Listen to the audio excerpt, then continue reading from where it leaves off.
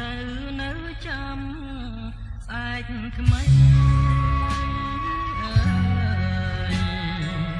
ស្នេហ៍ខ្ញុំអត់ន័យហារិទ្ធិប្រេះស្រាំថ្ងៃស្អែកសន្យាថាឲ្យខ្ញុំចាំមិនដេចទៅមិនដាំស្អែកហួចច្រើន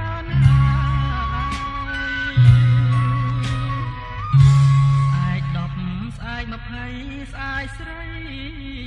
សន្យា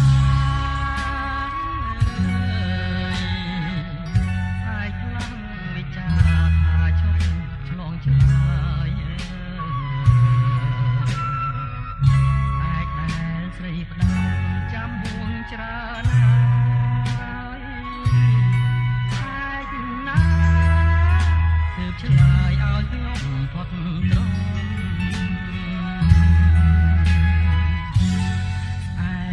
ច្រើនហួងទៅនៅចាំស្អែកទៀត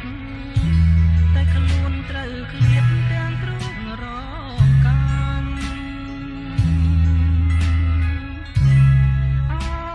រ៉ាស្ទើបែកព្រោះស្អែកមិនចាំលេងអងមន់ដាំឲ្យខ្ញុំខូចចិត្តណាស់ឲ្យស្ដាយដែរស្ដាយស្នេហ៍ស្មងត្រង់អើយមិនគួរឆោមយងស្រីមិនអាណិតណាបើនៅនាងស្អែកតែស្អែកមិនពិតក្នុងជីវិតគិនថាលា